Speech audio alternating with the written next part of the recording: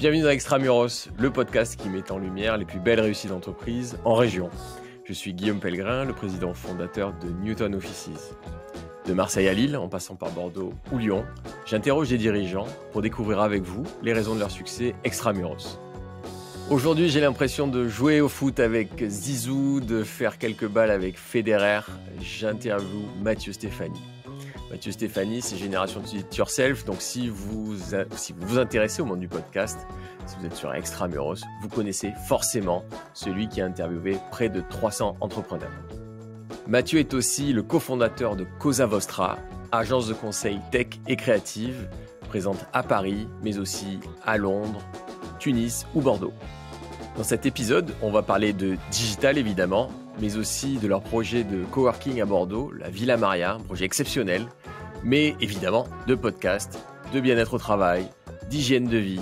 C'est un super épisode, accrochez-vous bien, c'est parti.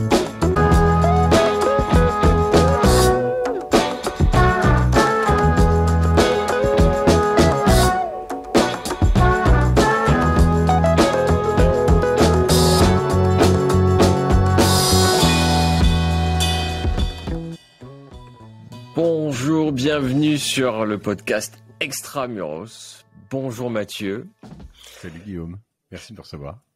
Alors, la voix que vous entendez, c'est bien la voix très connue du podcast de Mathieu Stéphanie. J'ai l'impression de, comme je le disais en intro, de jouer au foot avec Zidane, de faire quelques balles avec Federer. Alors, c'est moi qui interviewe Mathieu, mais ça a plutôt tendance à me réjouir et à m'exciter que m'inhiber, mais bienvenue Mathieu, merci de nous faire l'honneur d'être sur un podcast business avec nous sur Extramuros. C'est sympa Guillaume, tu me mets mal à l'aise là, les comparatifs sont trop forts, mais merci, ça fait plaisir d'être là aussi, très plaisir. Ouais, puis vraiment, c'est ça, toute l'équipe est vraiment ravie, honorée. Tu vois, quand on a lancé Extramuros il y a quelques mois, on t'a toi aujourd'hui, donc c'est top.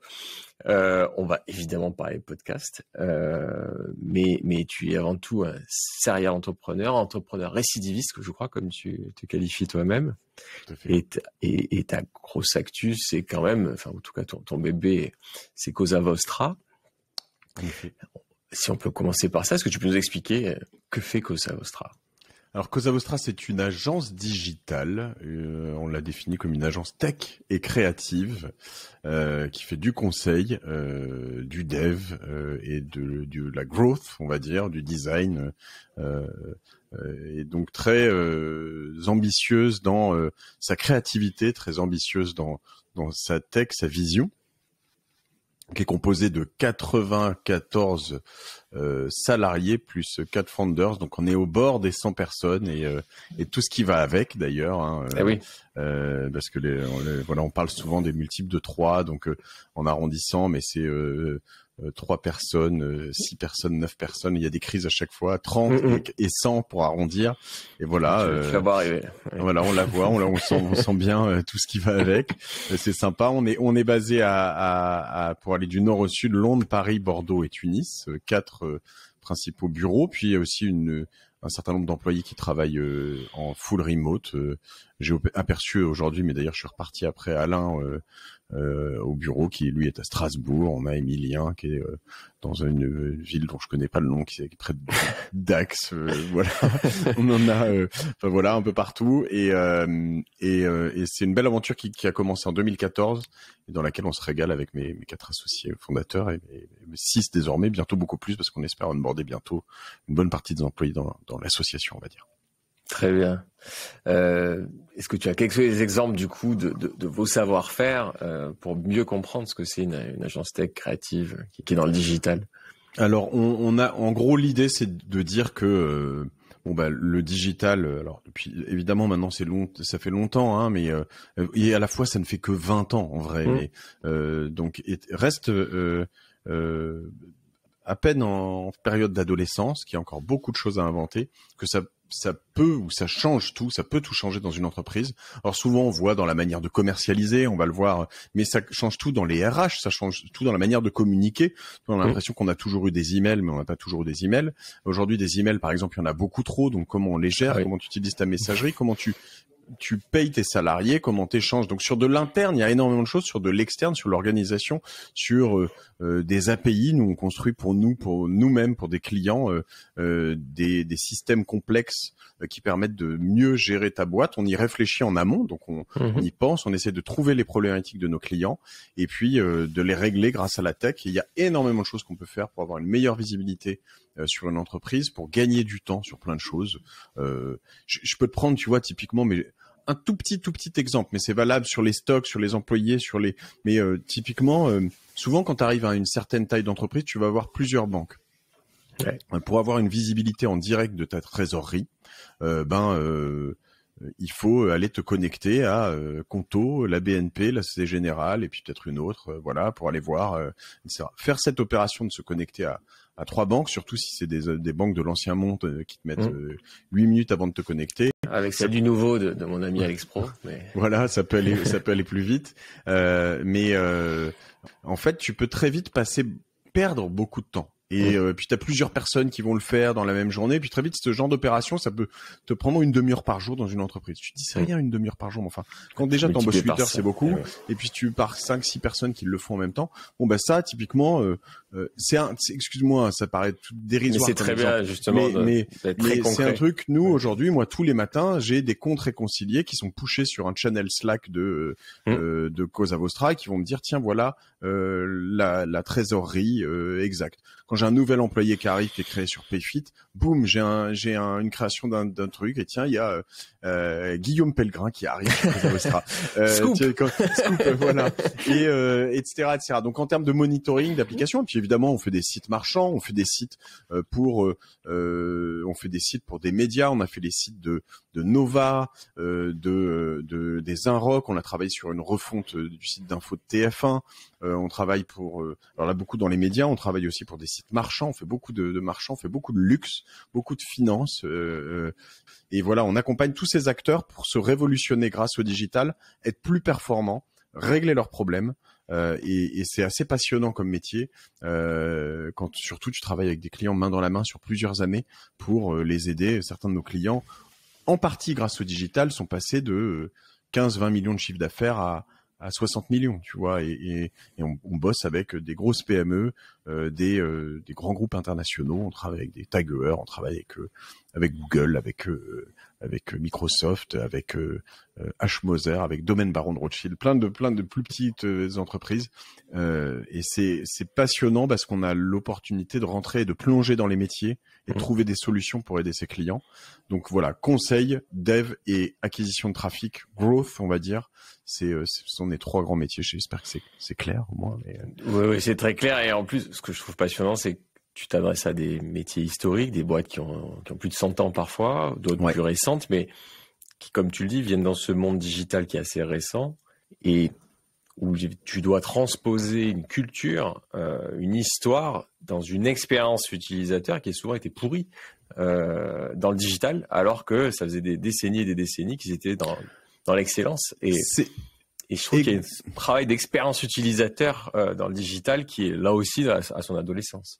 C'est exactement ça, tu as tout compris. Et ce qui est super, c'est que tu vois, il y a beaucoup d'agences ou d'endroits qui sont hyper spécialisés. C'est très bien et qui le revendiquent et qui disent qu'il faut être hyper spécialisé, faire que du dev sur du Drupal pour être je sais pas quoi ou que du bon. Et c'est très bien. On travaille avec beaucoup d'hyper spécialistes chez Cosa Vostra et on les aime, on respecte. On en a certains chez nous, mais on travaille avec beaucoup d'hyper spécialistes sur du SEO, sur plein de choses. Cela dit, quand tu prends un peu de recul, les clients dont tu parles là, leur projection sur le digital, elle doit être totalement en adéquation avec qui ils sont. Et souvent, elle l'a pas été. Ça a été mis un peu, ça a été fait vite fait, etc. Et en fait, nous, on les aide à redéfinir ou définir leurs valeurs, leur why, comment ils doivent être, comment ils doivent se comporter, quelle doit être l'expérience. Et l'expérience, elle va de potentiellement la première fois. Et ça, c'est très important. La première fois aujourd'hui où tu vois une marque, c'est à 90% des cas sur le digital. Bien sûr. Je veux dire, et donc, tu vois, on se rendait compte de ça il y a quelques années quand on travaillait avec des architectes, des cabinets, des gros cabinets d'avocats ou des gens comme ça, qui pouvaient mettre un fric monumental dans leur bureau. Ouais. Quand il s'agissait de leur site internet, ils disaient, ah non, tout pourri. Moi, je peux mettre 5 000 €. Tu me dis, mais, enfin, tu vas avoir, tu vois, en fait, les gens dans tes bureaux, ils y viendront jamais. Ils y viendront 2 fois. C'est bien, tu vas te faire plaisir, t'as des beaux bureaux, c'est chouette. Mais fais-toi une belle vitrine pour que les gens, quand ils arrivent et qu'ils te voient pour la première fois, ils soient en confiance, ils comprennent directement qui tu es, ce que tu fais, pourquoi ils doivent te contacter. Ça va avoir un impact direct sur ton chiffre d'affaires et tout ça jusqu'au contenu et à tout ce que tu vas produire. Livre de l'intelligence sur les réseaux sociaux, mets en avant une expertise, un savoir-faire et tu vas voir, ça va te revenir en pleine face. C'est vraiment ce qu'on a fait avec Cosa Vostra, c'est vraiment ce qu'on a fait avec nos podcasts et je pense qu'on a réussi à pas être les cordonniers les moins bien chaussés, ce qui était pour moi une vraie mission en l'occurrence, tu vois, dès le début de l'agence. Ben ouais. Est-ce que du coup le next step ce sera le métavers après ce digital, vous commencez à réfléchir à ces problématiques-là aussi? Je regarde beaucoup le Web 3 et les cryptos et la souveraineté que tout ça implique m'intéresse énormément. Sur le métavers, je suis partagé, dans le sens où la vision qu'on a actuellement du métavers, des métaverses qui sont un peu façon Second Life, voilà, où tu te balades avec un avatar. À la fois, j'y crois très fort dans le sens où ça existe déjà. Je veux dire, en fait, dans les jeux vidéo aujourd'hui, t'as la moitié des moins de 20 ans qui passent 2 heures par jour dans des métaverses. Divers et variés, tu as plein de noms de jeux connus, voilà. Après, de là à aller te dire tiens, je vais aller me baigner dans une piscine chez un copain dans sa métaverse, tu vois, je suis pas complètement. Et puis il faut que je marche 12 km pour le rejoindre ou que je prenne la voiture. Tu vois, tu dis finalement l'utilisation des liens, tu vois, et de Google, ça marche peut-être mieux pour aller d'un endroit à un autre pour acheter un truc que plutôt de rentrer dans une boutique, de devoir faire tous les rayons pour trouver le rouleau de PQ, tu vois. Je suis pas. Donc voilà. Donc il y a à mon avis, on fantasme sur pas mal de choses. Il y a des choses qui existent déjà. Donc j'y crois. Je crois qu'on va pouvoir acheter un sweatshirt. On peut acheter un sweatshirt Balenciaga qu'on pourra mettre autant dans un jeu vidéo que dans un concert virtuel qui seront assez fun.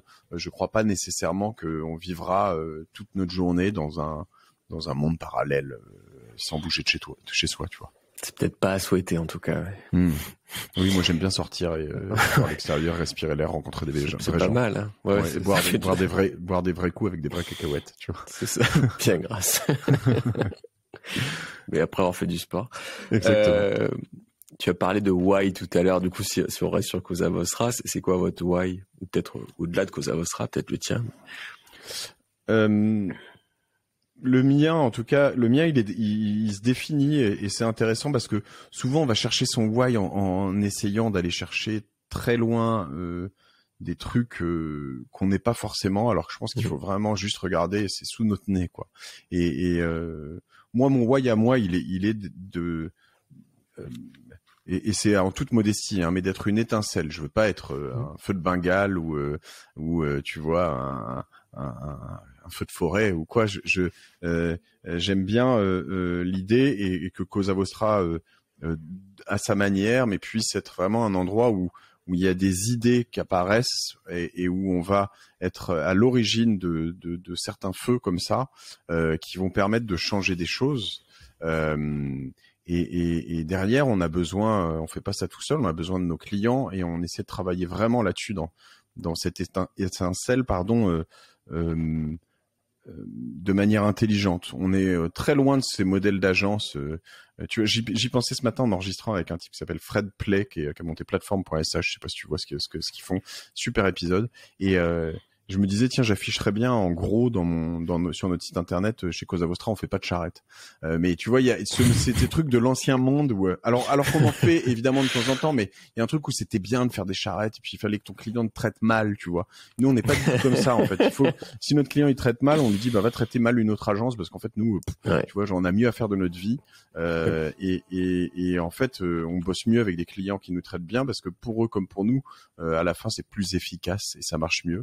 Et donc voilà, dans cette approche d'étincelle. Donc notre why, c'est même si l'étincelle est peut-être pas un why en soi, mais c'est vraiment de faire évoluer le monde grâce à la technologie. Et moi, je pense fondamentalement que la technologie, et tout le monde n'est pas d'accord avec ça, et j'en suis conscient, mais je pense fondamentalement que la technologie fait avancer le monde dans le bon sens, et que je préfère vivre dans le monde dans lequel on naît que dans un monde d'il y a 100 ans ou d'il y a 200 ans, tu vois. Et même si notre monde actuel a des défis et que la technologie elle-même pose de nouveaux défis, eh bien, elle va régler un grand nombre de ces défis, et que le moteur à hydrogène va remplacer le moteur à essence, et qu'il permettra de voyager sans polluer ou en polluant moins, tu vois, par exemple. Merci pour ce message d'optimisme et de rappeler que c'était pas forcément mieux avant. Et en ce moment, on a peut-être besoin encore plus qu'avant. Nous aussi, tu vois, avec Newton, on a défini notre why qui se veut à la fois modeste et très ambitieux. C'est d'accompagner le déploiement de l'économie dans les villes et les territoires. Donc c'est là qu'on se rejoint un peu, puisque du coup, toi, tu es passé extramuros aussi avec Cosa Vostra. Et, oui. Tu nous disais Londres, Bordeaux, Tunis. Est-ce que c'est donc, je crois que tu aimes bien l'alignement, tu aimes bien les choses cohérentes. Du coup, c'est quoi, voilà, quelle est l'histoire qui vous a amené dans ces villes-là, peut-être en commençant par Bordeaux? Écoute, c'est l'opportunisme avec un grand O. Qui est souvent mal vu en France. Je sais pas, je dois me justifier d'avoir dit que j'étais opportuniste, mais moi je suis très opportuniste. Moi je travaille avec des fonds opportunistes, donc moi c'est un peu tous les jours aussi. D'accord, ben voilà. Moi je pense que les opportunités sont à saisir, et que il faut pas les laisser passer devant soi. Et parmi les opportunités, pour t'en citer deux, pour Bordeaux et Londres.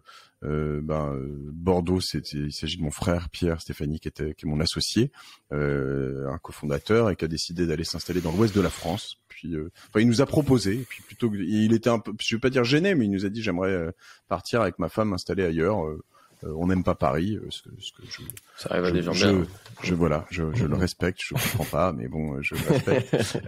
Et voilà, non, je le comprends, et voilà, moi, il se trouve que je le comprends, mais que j'adore Paris. Je suis un Parisien d'adoption depuis plus de la moitié de ma vie, mais c'est vraiment une ville que j'adore. Et donc, ils ont regardé, sa femme a trouvé un job, ça a failli être Rennes, ça a failli être Nantes, puis ça a été Bordeaux. Et puis Bordeaux, c'était super, le TGV qui allait à 2 heures. Et puis ils sont installés à Bordeaux, à la chambre de commerce, enfin pas eux, Cosa Vostra. Ouais. On avait déjà un employé. Voilà, on avait déjà un employé à Bordeaux, et puis il se trouve que voilà, après ça a grossi. Et la deuxième histoire comme ça, la deuxième opportunité, c'est un de nos clients, Louis Dumoulin, qui était l'éditeur d'une revue qui s'appelle Books, et avec qui on a travaillé beaucoup, l'actualité au travers des livres, et il allait s'installer à Londres, et il me disait écoute, je vais chercher du boulot là-bas, est-ce que tu peux me présenter des gens? Je lui dis attends, viens, on va travailler ensemble, tu vas faire consultant pour nous pendant 6 mois, et puis si ça se passe bien, on trouvera un moyen de s'associer. Et on a monté Cosa Vostra UK 6 mois plus tard. Et on a décidé d'ouvrir un bureau à Londres, ce qui a été une très belle opportunité, parce que le bureau à Londres nous permet pas forcément tant de bosser avec le marché UK en local, parce qu'on n'est pas forcément très légitime là-bas, mais en revanche ça nous permet de travailler, comme on a aussi des employés internationaux là-bas, de travailler à l'international. C'est-à-dire qu'une perception de Cosa Vostra aujourd'hui est très claire, et qu'on est une agence internationale. On peut travailler pour des clients américains sur le territoire européen, ou internationaux sur le territoire européen, et des clients européens sur le monde entier, parce qu'on a cette barrière de la langue qui a sauté, et un bureau à Londres qui désormais en plus est en dehors de l'Europe, donc voilà. Très intéressant, tu vois, de voir un peu comment tout ça s'est fait. Et la dernière, pour aller jusqu'au bout, mais la Tunisie, c'est une opportunité qu'on a plus créée, qui a été un moment de se dire, mais tout comme la logique de Bordeaux, les développeurs à Paris, ils coûtent cher, ils sont très très sollicités, et donc ils bougent un peu plus, et donc on a besoin d'aller en dehors de Paris, donc Bordeaux d'une part, et puis à un moment on s'est dit on va aller chercher ailleurs aussi, dans d'autres pays. Aussi pour des raisons, moi j'ai beaucoup voyagé pour le boulot il y a quelques années, je voyageais plus, donc je me suis dit tiens, où est-ce que j'aimerais aller, et puis on a regardé pas mal d'endroits, le Maghreb, l'Europe de l'Est, l'Ukraine faisait partie des choix possibles, on a regardé Madagascar, l'île Maurice, on a regardé l'Inde. Et puis à un moment, on s'est dit, attends, culture proche, même fuseau horaire. Tunisie, c'était vraiment pas mal parce que assez proche, moins sollicité que le Maroc, et puis surtout qui était un pays en crise à ce moment-là, printemps arabe, etc. Ouais. Et donc du coup, personne n'y allait, et ça nous a plu, et c'était une super idée. Bah, d'autant plus que puisqu'on peut travailler en full remote en France, pourquoi se limiter à la France, quoi? Ouais, alors c'est vrai. Cela dit, là-bas, en tout cas en 2014 quand on s'est installé, déjà en France, le full remote était quand même pas encore à la mode. Ça a changé depuis 2 ans. Et ouais. Et là-bas, vraiment, même avoir un bureau avec 1 ou 2 personnes, au début, on a galéré parce que les employés qu'on voulait recruter ne nous prenaient pas au sérieux. Ils se disaient ils pourraient partir du jour au lendemain. Il faut avoir une base assez solide. Il faut vite avoir 5, 6, 7, 8, 10 personnes pour réussir à avoir une entreprise qui est perçue telle quelle. Rassuré. Ouais. Donc, soit on a des freelances qui sont en full remote, soit on doit quand même encore créer une entreprise avec des locaux, mais c'est cool, ça fait faire des allers-retours à Tunis pour nous, qui est une très belle ville, très sympa. Ah ouais. À Bordeaux, vous n'avez pas juste créé des locaux, donc vous avez créé Villa Maria, c'est exceptionnel. Tu peux nous en dire un peu plus sur ce projet? Écoute, en 2017, on a acheté nos bureaux parisiens parce que, comme tu le sais, une vie d'entrepreneur, on a tous une tendance à avoir tous nos œufs dans le même panier, et c'est-à-dire notre structure. Et généralement, même quand on la revend, on en revend une, et ben on remet tout dans la future structure. Donc ça grossit jusqu'au jour où il y a plus rien parce qu'on s'est planté, tu vois. Ce qui arrive une fois de temps en temps. Et quand t'as tout mis dans la structure, bah t'as littéralement plus rien. Donc à un moment, quand t'arrives à maturité, tu te dis tiens, je vais essayer d'être un peu moins con qu'avant, et je vais faire un deuxième panier, tu vois, et puis je vais mettre des petits œufs dedans. Et donc notre deuxième panier a été notre bureau parisien qu'on a réussi à acheter dans le 17e, qu'on a refait entièrement, complètement restructuré. On a fait un super bureau rue de Saussure vers Pont-Cardinet. Et puis je racontais cette histoire dans mes podcasts quelques années plus tard. Et un jour, j'ai quelqu'un en disant qu'on avait une équipe à Bordeaux et que j'aimerais bien refaire ça à Bordeaux. Et puis j'ai un de mes auditeurs qui me contacte, et puis Adrien Ormière, et puis qui me dit que je connaissais d'une autre vie. Tu le connais, Adrien? Ouais, d'école aussi. Un peu très drôle. Ouais. Et ben voilà, tu vois, on ne savait pas. Et comme quoi, et donc Adrien me contacte, et moi je l'avais vu peut-être 3 fois dans ma vie. C'était un des meilleurs amis de ma voisine d'il y a 10 ans ou 15, tu vois. Puis on avait passé 1 ou 2 soirs ensemble, sympa. Voilà. Et Adrien me dit ouais, j'ai écouté tel épisode. Tu sais, nous on est bien implanté à Bordeaux. Ça nous intéresserait de regarder un peu le coworking. Est-ce que tu as fait à Paris? Est-ce que ça te dirait qu'on regarde des trucs ensemble? Bon, un peu long shot, moi, tu vois, je sème des choses comme ça, et je dis bah oui, grave. Mais c'est vrai que quand je sème, derrière, il y a beaucoup de gens, il y a des projets qui partent en l'air et puis ils retombent jamais. Tu vois. Et là, ça s'est retombé très vite. Première opportunité, on lui dit écoute, ça, je pense que c'est un peu trop petit. Ils ont fait un truc qui s'appelle la Maison Manège, qui est sublime à Bordeaux, que je vous recommande. J'ai logé là-bas 1 ou 2 fois. C'est fantastique. Je te donnerai le lien si tu veux. Et puis je lui dis non mais c'est trop petit. Il nous faut un truc plus gros, plus ambitieux, etc. Et là, il nous sort de son chapeau magique la Villa Maria, qui était une villa, un hôtel particulier qui appartenait à l'armée française, qui était là où était logé le général de l'armée de l'air du sud-ouest de la France, et qui est vendu par l'État sur une sorte d'enchère sur lequel il faut faire un bid. Et nous, on fait le bid au prix sur lequel ils disaient qu'ils allaient le vendre, et puis on le chope. Et la Villa Maria, 2 ans après, qu'on a fait tout ça en pleine pandémie, évidemment. Enfin, on a acheté avant la pandémie, on a eu les clés en février 2020. Donc super timing. Ouais, super timing. À un moment, tu te dis attends, mais il va plus jamais y avoir besoin de bureau. Ce truc est une hérésie. Je vais je vais m'enterrer. Bah oui, t'es passé par là. Je vais m'enterrer avec la Villa Maria. Sachant qu'entre temps, en plus, ambitieux comme je le suis, je leur avais dit, moi, j'aimerais juste un truc, c'est qu'on mette la barre au niveau assez bas, qu'est de faire le plus beau bureau de France. Point. C'est tranquille, tu vois, tranquille. Et donc avec un budget qui est le nôtre et qui n'était pas non plus, tu vois, Versailles, tu vois, on n'allait pas faire des dorures au plafond, mais donc voilà, fallait trouver, aménager tout ça. Et tu vois, c'est assez drôle parce que en fait, tu mets l'ambition en marchant, et en mettant cette ambition, On s'est dit, attends, qu'est-ce qu'il y a dans un beau bureau? Qu'est-ce qui fait la différence? Qu'est-ce qui pourrait, etc. Et puis en parlant aussi, on va faire le plus beau bureau de France. Et ben, t'as d'autres personnes qui sont venues se greffer et se joindre à nous. Et il y a Kimono, cette entreprise que tu connais peut-être, qui fait... qui est des Stan Smith par là. Voilà. Ouais, on bosse avec eux. Ouais. Qui fait des tas de choses aujourd'hui maintenant, qui fait à l'origine, voilà, exactement. Et Hugo Bent et puis les frères Ramel. Et puis tu vois...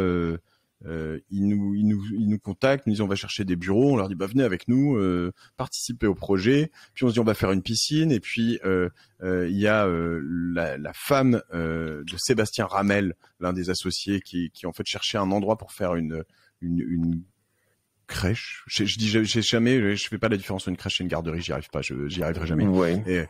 Et donc voilà. Et elle nous dit, je voudrais faire une crèche pour les mamans qui veulent travailler avec côté de leurs enfants, donc lié à un coworking. Et donc du coup, on a monté ça, Motherwork Community. Et donc on a pris la maison du gardien, on a créé une crèche. Donc voilà, on s'est retrouvé avec un bureau, une extension 1000 mètres carrés, une crèche, un jardin de 2500 mètres carrés, une piscine, un terrain de pétanque qui est en train d'être pas que les gamins tombent dedans. Et ouais, voilà. Alors on a séparé quand même la crèche de la piscine. C'est pas les mêmes entrées, je te rassure. Des chargeurs électriques pour les vélos, pour les voitures. Enfin, tout. Tu vois, j'ai vu des photos la semaine dernière à la Villa Maria. Enfin, les gens bossaient.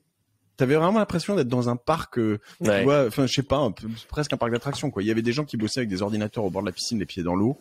Il y en avait d'autres qui étaient, tout le monde bossait dehors. C'était n'importe quoi. Et bah voilà, c'est merveilleux. Et c'est j'ai vu les photos. En effet, il y a un site très sympa avec les photos qui vraiment font envie. Voilà. Très très beau bureau. Et ce sont des choses, je pense, ça va dans le sens de ce que vous faites chez Newton. J'imagine, tu vois, de se dire en fait, tu peux avoir une qualité de vie, en fait, j'allais dire qu'est mieux, mais c'est différent. C'est-à-dire que parce qu'il y a beaucoup de gens qui me disent mais quand tu racontes ça, tu vois, avec des étoiles dans les yeux comme je viens de le dire, qui me disent mais pourquoi tu vas pas là-bas? Moi en fait j'ai d'autres choses à Paris, j'ai plein de potes, j'ai une vie culturelle, j'ai une vie sociale, j'ai accès à plein de choses, c'est très central. La France reste quand même un endroit très centralisé. Alors vous avez peut-être participé à la décentralisation, tant mieux, mais voilà. Et donc du coup pour moi, c'est différent, mais c'est une offre alternative qui est tellement intéressante que maintenant j'ai évidemment envie de faire ça à Tunis, tu vois. Bah oui. Et à Londres. C'est plusieurs commentaires. Du coup, ça fait penser à plusieurs choses. C'est que moi, j'aime bien le mot « et » plutôt que « ou ». Pourquoi dire c'est l'un ou l'autre? Tu peux avoir les deux. Tu peux être à la fois à Paris, avoir ta culture, tes potes, et puis bosser un peu à Bordeaux aussi. Et c'est pas forcément l'un ou l'autre. Et nous, on l'a vu dans pas mal d'épisodes Extramuros. Les deux sont complémentaires. Il y a pas de raison d'opposer les deux. Ça sert pas vraiment à grand chose, quoi. T'as complètement raison. Ouais. Donc voilà, sur ce thème-là, c'est nous en effet, c'est ce qu'on fait chez Newton depuis 2017, avant la crise aussi, tellement convaincu que le lieu en lui-même, sa localisation dans la ville, son accessibilité du coup, et puis une fois que tu passes la porte, l'énergie que tu vas y trouver est tellement important que ça va s'y retrouver forcément sur la productivité. C'est quand même un lieu de travail, mais sur le bien-être tout court. Et le bien-être, il commence pas à 8h30 quand tu passes la porte du bureau et quand tu pars à 17, 18, 19h.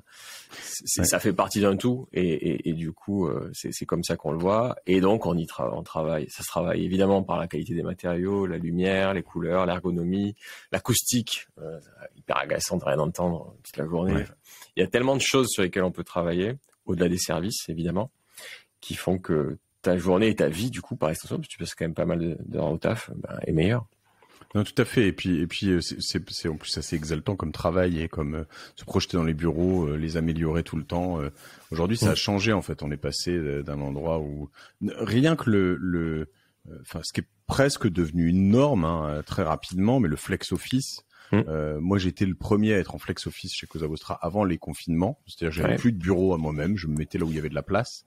Et aujourd'hui, tout le monde l'est. Mais il y a par exemple un besoin plus important. Nous, on a dû modifier nos bureaux à cause ou grâce au flex office, c'est-à-dire et créer plus de salles de réunion individuelles notamment, ou pour faire des calls. Parce qu'aujourd'hui, tu fais plus de calls qu'avant, un peu moins de réunions physiques. Donc, on a rajouté 5 mini salles de réunion. On a rajouté des booths à Bordeaux aussi. Et tout ça, c'est hyper important de toujours être alerte sur la manière dont tu le fais. Et moi, je me projette. Tu connais un peu Bordeaux ou pas? Un peu. Puis on va bientôt y investir là, du coup, sur l'Atlantique. Nous, on est à côté à Codéran, près d'un immeuble qui s'appelle la cité administrative, je crois, si je et qui a une sorte de tour un peu au milieu de nulle part. Et à un moment, je regardais ce truc-là et je me disais, quand on faisait les travaux Villa Maria, je me disais, mais qu'est-ce que j'en ferais si jamais je pouvais le racheter? Et tu te dis, tu vois, je pèterais probablement des étages au milieu pour faire des jardins. Tu sais, au milieu d'une tour de 30 étages, et te dire, tiens, je vais faire 3 étages de jardin, au 10, au 20, et puis au dernier, au 30, évidemment, parce que tu fais un rooftop, et puis dans lequel tu peux faire des trucs rigolos, et puis tu vas faire, enfin, tu vois, je sais pas, tu rajoutes des toboggans, j'en sais rien, tu vois, tu ferais des trucs un peu juste, bon, pas juste pour la forme, hein, faut aussi que ça ait des utilités, etc., mais je pense que tu peux vraiment te projeter sur une transformation de l'existant qui est vraiment hyper intéressante, et c'est assez cool de pouvoir faire ça, ouais. Dès qu'on envisage la mixité d'usage dans la verticalité et pas uniquement l'horizontalité de la ville, on peut faire des trucs assez sympas, en effet. Très clair. Ouais. Et après, je suis allé voir sur votre site du coup de la Villa Maria, et c'est là que j'ai vraiment vu les entrepreneurs, c'est qu'au-delà du café, on peut faire des baptêmes et des mariages aussi. Donc j'ai vu vraiment le côté oui.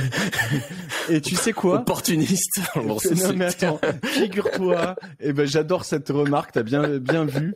Et ça, c'est une idée géniale de Corinne Ormière, qui est la mère d'Adrien. Et voilà, en bonne libanaise, elle est bonne commerçante, qui un jour, en faisant la visite, on passe devant, on regardait, et je crois qu'on n'avait pas encore acheté. Et puis on passe devant l'église, puis dire en plus il y a des mariages ici, on a un super jardin juste devant l'église. Si on veut optimiser les week-ends, et là je les regarde, je me dis putain, j'aurais aimé avoir cette idée à sa place. Elle est forte, Corinne, et voilà, et je peux vraiment lui rendre hommage là-dessus, mais comme quoi, hein, tu vois, les travail en équipe, ça te donne plein d'idées. L'idée, c'est de savoir ce que tu fais le week-end d'un bureau qui est peu utilisé, quoi. Et quand t'as fait un beau jardin avec une piscine, du coup après tu te projettes, tu sais, on va y ajouter des guirlandes, tu sais, un peu à l'italienne, avec des ampoules de toutes les couleurs. On va faire plein de trucs pour vraiment optimiser ce lieu pour en faire un lieu de cocktail ou de trucs comme ça après une célébration religieuse, par exemple. Alors nous, moins festifs, mais aussi pour mieux utiliser nos locaux, on fait rentrer des étudiants, enfin, des gamins après l'école qui fassent du périscolaire. Ah, super. Aussi des assos culturels, tu peux avoir des cours de théâtre et des chorales qui viennent aussi. On essaie vraiment de profiter un peu de l'aspect périodique de la journée, que quand les bureaux se vident, le reste de la vie puisse rentrer. Super. Petite idée pour Madame Ormière. Si on passe à présent sur les podcasts qui t'ont rendu célèbre, là aussi, est-ce que tu peux nous expliquer la genèse de Génération Do It Yourself? Écoute, cette genèse, elle date des années 2013, 2014. J'ai commencé à écouter à ce moment-là des podcasts, Tim Ferriss, Joe Rogan, James Altucher, Rich Roll à l'époque. J'écoute moins maintenant Rich Roll, mais j'aimais bien. Et puis qui parlait avec des invités pendant des heures, et j'écoutais ces conversations en me disant attends, mais Matt Mullenweg de Automatic WordPress, derrière j'avais tous ces types de Evernote, j'avais Jamie Foxx pendant 2 épisodes de 1h30, j'avais Schwarzenegger pendant 2 épisodes de 2 heures. Et je découvrais Schwarzenegger, je pensais que c'était un blaireau, et en fait je me disais ce mec est incroyable. Tu sais, mais en fait évidemment que c'est pas un blaireau, mais tu sais, nous on l'a vu dans Conan le Barbare, etc. Puis on le voit de loin, cette espèce de mec super bodybuildé qui devient gouverneur de la Californie. Tu te dis America, ils sont quand même complètement fous ces gens. En fait non, le mec est juste incroyable. Et donc quand tu vois d'où il vient et comment il a fait tout ce qu'il a fait, il est incroyable. Et je découvrais des parcours qui m'inspiraient, qui me motivaient, qui me faisaient me dire aussi que en fait ces gens étaient comme moi à l'origine, qu'ils avaient juste eu un moment des déclics, de l'ambition, de l'ego, qu'ils avaient poussé les choses, mis la barre plus haut, et puis que voilà. Et donc petit à petit je me suis dit tiens, il y a bien quelqu'un qui va sortir un podcast comme ça en France. Je l'attendais un peu, puis à force de me dire tiens, ils mettent de l'ego, de la barre plus haut, des choses comme ça, bah je vais le faire. Et c'était vraiment pas du tout la mode des podcasts en France. C'était vraiment très en avance de phase. Tous mes potes et beaucoup de gens autour de moi me disaient bon, c'est quoi, super, c'est quoi. Certains me disaient mais arrête de passer toute ta vie à faire des nouveaux projets. C'est mon drame et à la fois voilà ton succès, mon succès et du coup j'ai fait un nouveau projet. Et puis celui-là, je me suis dit en revanche celui-là parce que je l'avais fait par le passé sur Insta, sur d'autres trucs, découvert des trucs très en avance de phase et où j'ai arrêté à partir du moment où ça explosait avec une impression de me dire c'est bon, j'ai compris le game, maintenant je passe au prochain game, tu vois. Et là je me suis dit je vais rester dans ce truc, le podcast, je vais continuer et tu vois là, juste pour te partager un truc qui m'est arrivé ces 2 derniers jours. Hier, j'ai enregistré avec une femme qui s'appelle Caroline Vigneault, qui est une avocate, ex-avocate désormais, puisqu'elle a on dit quoi, raccroché la robe, et puis qui est désormais humoriste, productrice, autrice, etc. Et avec elle, on a fait un épisode extra sur le changement de vie et sur le féminisme, et qui est hyper inspirant. Je vais inciter énormément de mecs autour de moi à écouter, mais pas que, des femmes aussi, évidemment, mais parce que très accessible et très concret.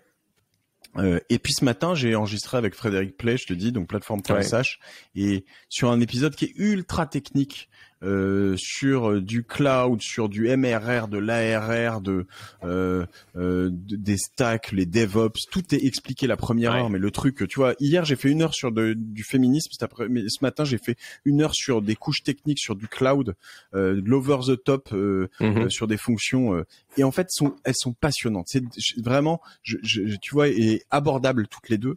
Et voilà ce que me permet mon podcast, tu vois, c'est d'assouvir cette soif de curiosité, d'ouvrir les yeux sur le monde, l'ouvrir avec une audience qui est grossie, de m'apprendre des choses et d'être visible. Donc voilà, je me suis lancé en 2017.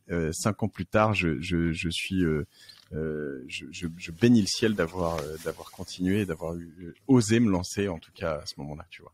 Et j'ai aussi d'ailleurs un autre podcast qui s'appelle La Martingale, qui est sur les finances perso et que j'ai lancé en 2019, qui se classe aujourd'hui pareil dans les 30 premiers podcasts en France, donc qui est moins gros que Génération Nature Self, mais qui est tout aussi passionnant. Je dis pas ça grâce à mes invités. Je confirme. Non, mais je confirme. Et je me régale tout autant à faire ça.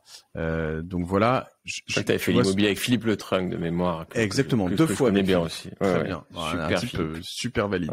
Et grosse street cred, Philippe. Et du coup, voilà. Et comme tu le vois et comme vous le faites avec Extramuros, mais un intérêt incroyable de partager et de faire partager les gens autour de ces passions, de ce que vous faites.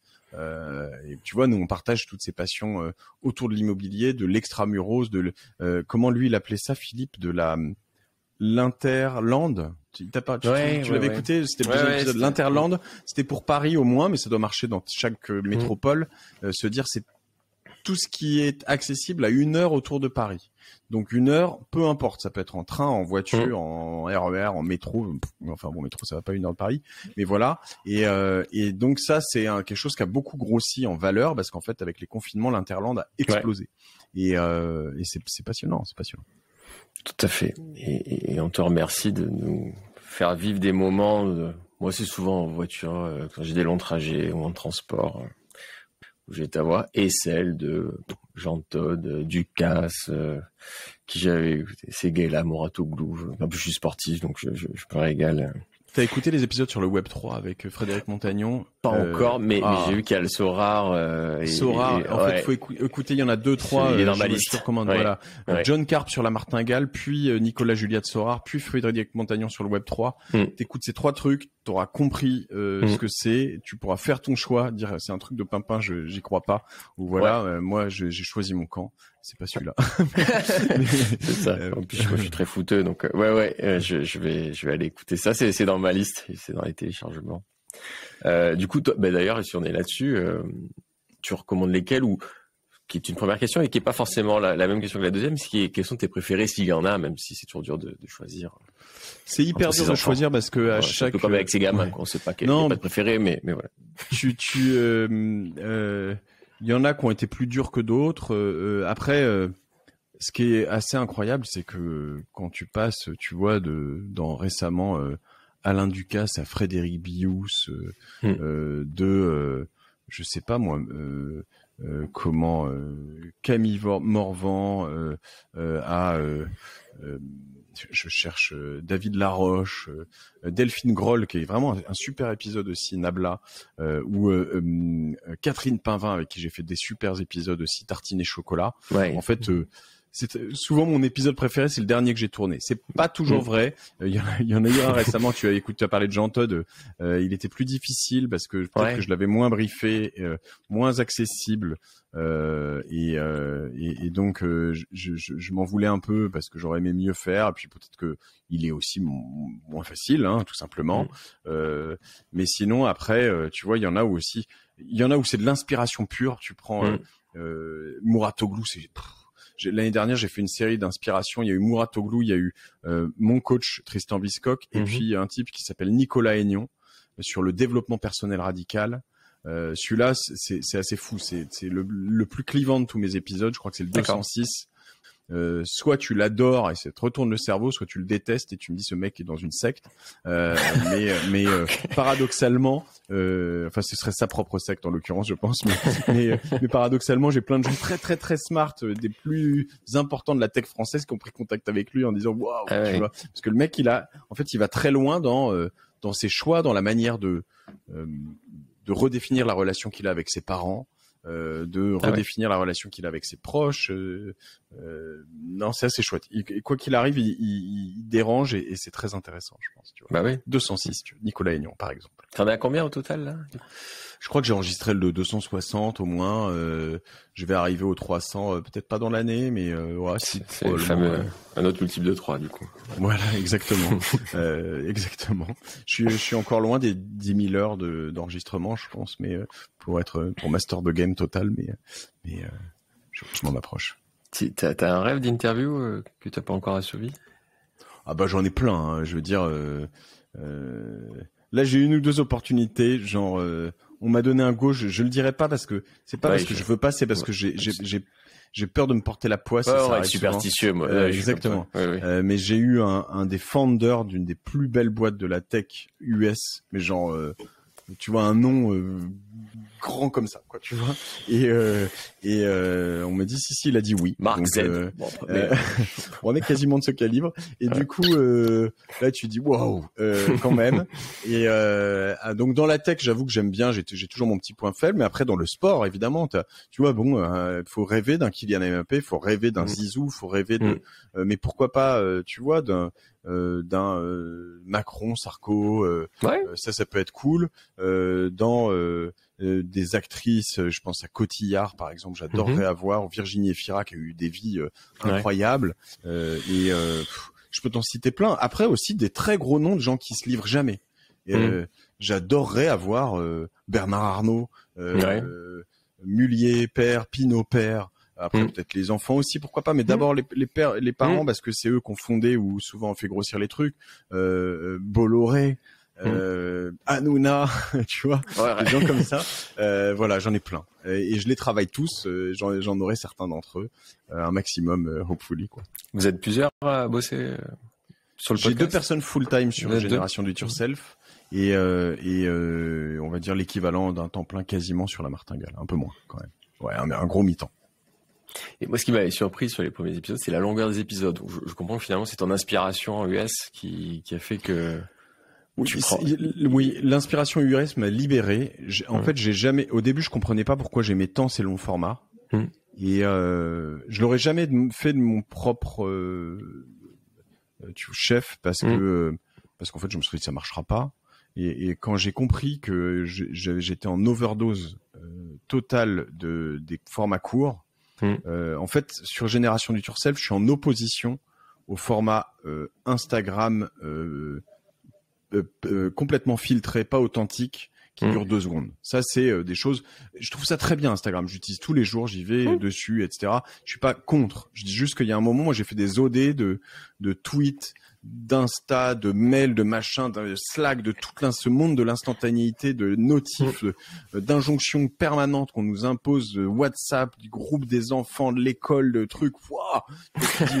Et en fait, il y a un moment juste, t'as envie d'être sur ton vélo ou je sais pas où, d'écouter deux personnes qui parlent, que ce soit cool, que ce soit lent, qu'il y ait même des moments qui soient pas passionnants pendant 10 minutes, c'est pas grave, parce que derrière, ça va t'emmener dans une histoire où tu vas comprendre que ce moment pas passionnant de 10 minutes était la source de ce machin plus tard. Et en fait, c'est ok, tu vois, et on n'est pas obligé quand t'es dans une salle d'attente chez un médecin de tout de suite prendre son téléphone, ce que je fais évidemment parce que je veux pas perdre une minute de ma vie, mais voilà, il faut savoir un peu prendre du recul et ces formats longs, prendre du recul avec des gens super smart, super inspirants qui sont les meilleurs. C'est la base, je l'ai pas dit, mais la thèse de base de Génération du Tursec notamment, c'est qu'on est la moyenne des personnes qu'on fréquente, et si tu fréquentes des personnes qui sont les meilleurs dans leur secteur, dans leur univers, dans la musique, dans l'art, dans l'entrepreneuriat, et ben tu vas toi augmenter ta moyenne.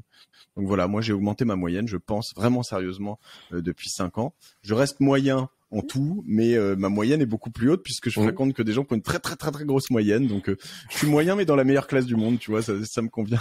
Moi c'est pour ça que je suis interviewé aujourd'hui. Ouais, bah voilà. C'est pour ça que t'écoutes aussi. Avec toi. Parce que en écoutant, moi ce que je propose, c'est totalement open source, donc tout le monde peut augmenter sa moyenne avec moi. Exactement. Non mais c'est ça qui est. Et merci. Enfin c'est du don quoi. C'est du vrai don. Et en plus tu te fais plaisir, donc c'est gagnant gagnant. Exactement. Et moi, je fais un peu pareil maintenant, du coup. Tu as, d'ailleurs, oui, sur ce format lent, mais parfois il y a des silences aussi. Et finalement, quand tu t'autorises ce format lent, c'est pas gênant à vivre. Mais au début, je me dis, mais mince, on n'a pas l'habitude, en fait. On n'a pas l'habitude d'avoir ces moments un peu de ça pause. Fait longtemps, tu sais que tu me dis ça fait longtemps que j'ai pas eu un bon gros long silence. Et tu sais quoi, je les adore, ces silences. Et il y a plein de gens qui m'ont dit, enfin, ou des gens avec qui je bossais, ou qui me disaient, est-ce qu'on coupe? Je dis, mais surtout pas, en fait. Quand tu poses une question, que t'as quelqu'un qui est là et qui fait, et c'est pas il y a des silences creux, tu m'as pas laissé mon silence. Tu m'as pas laissé mon silence. Pardon. Et tu sais que tu sens qu'il va te sortir un truc derrière et que ça vient du fond des tripes. Putain, ça, tu vois, ça a tellement plus de valeur que de le couper et tu vois, on n'est pas obligé encore une fois d'être du tac au tac et voilà, et c'est un média de réflexion et de profondeur, donc c'est très bien. Je fais du fond plus que de la forme et ça me va très bien. Je te laisse un silence. Je te le rends. Merci Guillaume. Du coup, est-ce que au-delà des silences, toi, t'as eu des moments de solitude en revanche sur tes interviews? Je me rappelle, je crois que c'était début. Tu voulais pas que je tutoie. C'est ça. Hein. Ouais. Oui, parce que c'est le seul qui tutoyait tout le monde. Il y en a qui sont pas très amis. Merde. Voilà. J'ai compati là. Bah tu vois, et ça c'est des trucs, c'est vrai que je te parlais de grands patrons d'entreprises ou d'anciens présidents de présidents, statutairement ça les dérange qu'on les tutoie. Souvent ils sont jupitériens, donc ils se voient au-dessus de la mêlée, donc du coup c'est compliqué de les remettre sur terre. Et ça, c'est vrai que moi, c'est quand même une marque de fabrique, donc c'est difficile de l'accepter. Il y aurait des personnes probablement pour qui je le ferais. Ouais, j'en ai eu 2-3. Il y a eu des gens, il y a des gens qui se mettent sur des postures comme ça et qui en fait en sortent un peu.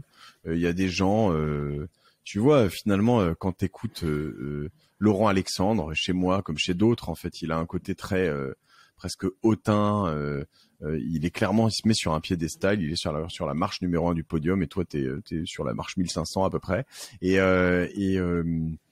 Et en fait, c'est une posture, c'est presque de la com. Et c'est un type qui est très très très très intelligent, très machin, mais il y a des gens qui acceptent de se mettre sur un truc où moi je déteste ça, de faire passer quelqu'un d'autre pour un con à côté de moi, je trouve ça vraiment très très difficile. Mais il y a des gens que ça dérange pas, et puis finalement c'est même assez rigolo. Je veux dire, il y a un moment quand tu le prends avec un peu de recul, je trouve ça assez rigolo. Et ce qui est sympa en fait, quand tu vois le truc en backstage, c'est que Laurent Alexandre, après l'épisode, il me rappelle et il est hyper sympa. Il me pose plein de questions qu'il m'aurait jamais posées en live. Mais pourquoi tu fais aussi long? C'est vachement sympa ton format, parce que lui il aime bien apprendre des choses, être dans le fond et pas dans la forme. Donc du coup ça lui a plu. Et il me pose plein de questions. Est-ce que ça marche? Les gens écoutent comment? Comment tu mets en ligne? Enfin tu vois, je me suis dit il va lancer un podcast, c'est sûr. Tu vois. mais voilà, donc il y a des moments tu te sens un peu dans ces postures, mais non, généralement on prépare suffisamment bien les invités pour que ce soit pas le cas. Il y a des moments où j'ai enregistré 2 épisodes en anglais, je me fous un peu de pression, je dois dire, parce que c'est pas si simple, mais c'est passé. Et voilà. Et après j'ai eu un enregistrement avec une animatrice télé que je citerai pas, mais il y en a pas beaucoup si tu vas chercher, et qui dans lequel j'avais bien expliqué que on passerait à l'époque je demandais 1h15 ou 1h30, je suis arrivé, elle m'a dit non j'ai 20 minutes.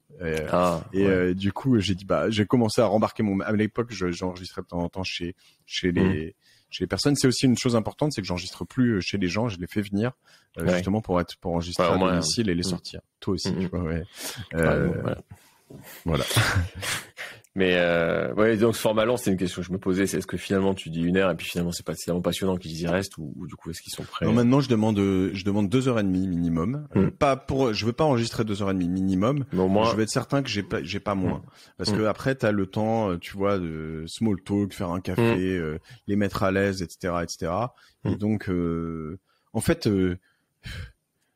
enfin moi et puis mes auditeurs, mais on n'a pas l'opportunité de, je sais pas, tu vois, tu me demandais d'autres gens, j'aimerais bien avoir Tony Parker, j'aimerais bien avoir, je sais pas moi, Thierry Henry dans des footballeurs, j'aimerais bien avoir plein de gens comme ça. En fait, quand t'as la chance d'avoir des gens comme ça, les avoir 10 minutes, c'est hyper frustrant. Les avoir une demi-heure, 3/4 d'heure, enfin on me dit c'est trop long comme format, mais ok, mais vas-y, il y en a plein d'autres des formats de 3/4 d'heure, donc va ailleurs. 70% des auditeurs de Génération Do It Yourself écoutent jusqu'au bout. Mais en fait, en revanche, pour ceux qui connaissent pas ces longs formats, faut juste accepter que c'est pas un film, c'est un roman. C'est un roman, tu le lis jamais d'une traite. Tu l'arrêtes, tu le reprends, tu l'arrêtes, tu le reprends. Il y a des romans que t'arrêtes parce que ils te saoulent. Bah, c'est pareil. T'as le droit d'avoir des épisodes de Génération Do It Yourself qui te saoulent. C'est ok, je t'en voudrais pas. Et en revanche, tu verras qu'il y en a d'autres qui te plairont et qui te plairont jusqu'au bout. Et en revanche, même si tu reprends une conversation 3 ou 4 jours après, c'est comme si tu l'avais arrêté la minute d'avant. En plus, souvent, les applications sont bien faites. Elles te font reprendre 10, 15, 20 secondes avant pour recontextualiser. En fait, t'as l'impression que tu viens d'arrêter cette discussion. Quand c'est des gens passionnants, c'est vraiment très cool, quoi. Ce que je trouve génial, c'est que tu deviens acteur de ce que tu écoutes. Enfin, c'est ce que tu dis finalement, que tu es la moyenne des gens que tu fréquentes. C'est que plutôt de te prendre, de subir à la radio ou dans des journaux des choses ou à la télé que t'as pas choisi. Eh bien, tu choisis, le temps de libre que tu te donnes est un temps de qualité, parce que exactement, tu t'es pas fait déverser 10 minutes de pub à la radio que t'as surtout pas voulu entendre. Et pour des gens comme toi et moi qui venons d'un monde où il y avait 6 chaînes de télé, voire 3 avant, je veux dire, être capable d'avoir une profondeur et un choix dans les contenus. Alors ça segmente, hein, tu vois, on silote énormément. Parce qu'il y en a qui vont écouter des podcasts très très différents sur des univers différents, mais en tout cas moi je suis tellement content de pouvoir faire ça et de pouvoir le proposer, et je vois, ce qui est drôle, c'est que je pensais que il y a des moments je pensais que j'étais un peu arrivé à un palier. En fait ça continue à croître, et je vois encore des gens qui sont de temps en temps des PDG d'énormes boîtes, des gens connus qui m'écrivent et qui me disent je viens de découvrir ton machin il y a 2 semaines, j'en ai écouté 4 d'affilée, et tu te dis et alors que waouh, tu vois, c'est ouf, tu vois, et en fait il y a encore plein de gens qui connaissent pas ces formats, qui découvrent, qui se disent, en effet, quand ils me disaient au début, je me disais mais jamais j'écouterai un truc de 4 heures. Il y en a qui le tweet si tu cherches un peu, ou à droite à gauche, qui disent jamais j'écouterai ces machins, et en fait qui 6 mois après avoir écouté le premier ont écouté 150 épisodes, tu vois. Et ça, c'est quand même assez gratifiant, quoi. C'est vraiment intéressant. Ouais. C'est ce que je voulais faire à l'origine, mais je crois que c'est une sorte de MBA en permanence avec les meilleurs du monde. Donc il y a un moment, c'est forcément inspirant si ton objectif dans la vie est de progresser dans certains univers, quoi. Mais comme tu disais, soit il y a des moments où tu es en charge d'inspiration, d'idées, et tu vas trouver ce que tu cherches, soit à l'inverse, tu as besoin de progresser sur une thématique particulière, qui peut être les ventes, la tech, etc. Et là aussi, tu vas trouver encore parfois les meilleurs, et c'est ça qui est génial, tu fais vraiment ta programmation. Et tu vois que il y a pas une personne là-dedans qui est arrivée là où il ou elle est par hasard, quoi. Non, Yannick Noah, super épisode aussi, si t'aimes le sport, si tu l'as écouté, mais tu vois le titre, je m'en souviens, j'ai enregistré chez lui à Feucherolles, je crois, et tu vois le titre de l'épisode, c'est Parler doucement pour se faire entendre. Bon, et il m'explique que tu vois que c'est technique, quoi. C'est pas un gueulard, il braille pas sur les gens. Et bah moi ça m'a impacté dans ma vie, mais de manière hallucinante, tu vois. Et aujourd'hui, j'ai été gueulard il y a très longtemps, mais là avec mes enfants, etc., je sais que je vais plutôt avoir une tendance à baisser le ton et baisser la voix quand j'ai envie de m'énerver, pour leur faire comprendre, écoute, là, tu vois, on va pas aller plus loin parce que sinon ça va partir en live, tu vois. Tu vois, cet épisode vient de passer en numéro 1 pour moi, du coup. Je vois très bien. Et donc ces apprentissages, tu peux les utiliser à plein d'endroits dans la vie. Et c'est surtout pas un podcast business avant tout, c'est un podcast assez large qui va t'apprendre plein de choses sur le business, sur plein d'autres choses aussi, quoi. Ouais. Du coup, c'est quoi ta journée type, ta semaine type? Parce que moi, quand je vois tes interviews, je me dis, il a une vie géniale, Mathieu. Et écoute, tu sais quoi, je vais pas te mentir, et j'ai une vie géniale. Je vais surtout pas, je vais pas dire que j'ai pas d'injonction et de problématiques. Tu vois, ça fait quelques jours que j'ai pas répondu à part aux mails ultra urgents, mais à plein de gens qui m'ont relancé 4 fois. Je t'avoue que ça me fait des nœuds dans le cerveau parce qu'en fait. Ça me rassure, parce que c'est pareil, je déteste ça. Et mais je peux pas, tu vois, parce que en fait j'ai enregistré beaucoup ces derniers jours et en enregistrant beaucoup et puis en rentrant le soir, je trouve que j'étais pas là ce week-end à Paris et que du coup loin de mes enfants, et du coup moi je veux voir mes enfants le soir et puis point. Puis après je rebosse un peu le soir, mais j'ai eu d'autres choses à faire, j'avais des épisodes à préparer pour le lendemain. Donc, ma priorité était pas de répondre aux mails entrants, etc. Donc j'ai des injonctions, j'ai des malheurs. Ma femme a perdu un proche la semaine dernière et c'est dur, mais j'ai aussi cette chance de faire ce que j'ai envie de faire. Je me la suis donnée, et ça n'a pas toujours été le cas, hein. Il a fallu que je bosse beaucoup et je bosse toujours beaucoup. Mais voilà. Et donc ma semaine, elle ressemble à une semaine quand même très organisée. Je sais que j'enregistre la martingale le lundi après-midi et le vendredi matin, l'un et ou l'autre. Je sais que j'enregistre Génération Do It Yourself le mardi et ou le jeudi matin. Les deux me prennent à peu près, en plus de 2-3 emails et de 2-3 rencontres, mais à peu près toute la matinée. Donc ça fait déjà 4 demi-journées qui sont prises. Je sais que le mercredi, je prends pas de rendez-vous. Parce que j'ai besoin d'une journée de soupape sur laquelle je récupère, je fais des mails, je vois des gens, puis je peux aller chez le coiffeur, chez le médecin, emmener mes enfants s'il faut au tennis parce que dans mon regard il se trouve que ma femme peut pas ce jour-là. Problème des mercredis. Voilà, exactement. Je sais que le mardi soir je vais à la piscine et que ça c'est un négociable. Je sais que le lundi soir c'est ma femme qui va au théâtre et que c'est moi qui suis à la maison. Donc tu vois, j'ai quand même des créneaux très très très très très stricts. J'ai et dans aussi des choses moins réjouissantes, mais tu vois, comme j'enregistre beaucoup ou réjouissantes, mais je peux plus me faire des grosses teufs ou même gros dîners en semaine un mercredi soir jusqu'à 1h ou 2h du matin, parce que le lendemain matin à 9h t'enregistres. Voilà, je dois non, mais au-delà de la voix, la tête, tu vois, dans la tête, bien sûr. Voilà, donc j'ai une rigueur et un rythme de vie qui est sportif, qui est hyper sportif, bordé, etc. Je me lève assez fréquemment tôt le matin pour faire du sport, et le week-end je fais du sport et je le dédie à ma famille et je travaille un peu. Donc voilà, c'est pas monastique non plus, mais Voilà, c'est rythmé, exactement. Mais ça me plaît, tu vois. J'ai pas l'impression vraiment de bosser, tu vois. Donc, quand j'écris ma newsletter, alors je suis moins à l'heure là, tu vois. On enregistre un mardi après, mais je l'ai pas envoyé alors que normalement je l'envoie le dimanche matin. Et elle était presque finie, mais j'étais en relecture avant qu'on enregistre.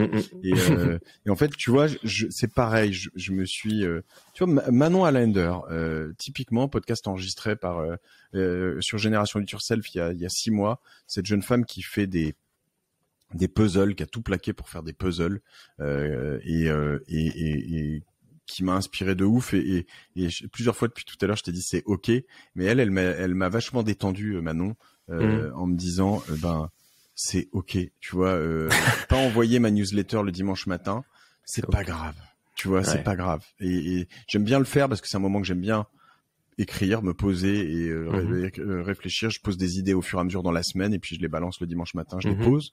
Mais quand j'ai pas le temps et puis juste qu'il fait beau et que j'ai envie d'aller faire du vélo ou de sortir mes enfants au parc, et ben c'est ok et c'est pas grave. Et je pense que s'il y a des gens qui m'en veulent, bon, elle est pas payante cette newsletter, elle est pas voilà exactement, tu vois. Donc voilà, je pense qu'il faut c'est une bonne devise de Manon, tu vois, c'est ok. C'est ok. Ouais. C'est pura vida du Costa Rica. Exactement. Et du coup, parce que tu dis que tu fais un peu de sport, mais je suis dans la confidence. T'as quand même fait un semi-Ironman récemment. C'est pas tu t'es pas un petit footing d'un quart d'heure là. Non, c'est vrai. Pareil, je prends aussi des pincettes parce que j'ai fait un semi-Ironman qui pour moi est quand même vraiment un gros morceau parce que pareil, faut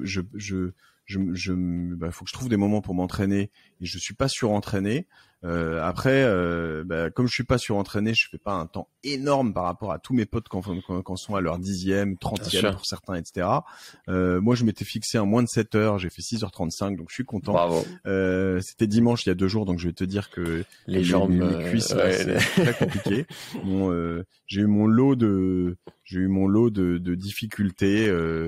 Ce que j'allais mettre dans ma newsletter, tu vois, mais attaque de panique dans la natation, ce qui arrive à pas mal de monde, hein, mais donc très très dur dès le début. J'ai vécu un enfer dès le début. Et puis mon vélo qui a été, enfin les vitesses, le levier de vitesse, le petite manette là, le shifter de plateau qui a cassé la veille de la course, donc j'étais sur le grand plateau tout le long alors qu'il y a un col assez conséquent au 70e kilomètre de vélo. Donc voilà, c'est voilà, c'est pas cool, mais j'ai à part la natation qui a été vraiment très très dure. Panique, du coup, t'es là et trop de monde, trop de monde, plein de, je sais pas, d'adrénaline. En fait, ce matin, je parlais avec un pote qui a fait plusieurs full Ironman, qui me disait ça m'est arrivé plusieurs fois, c'est assez fréquent.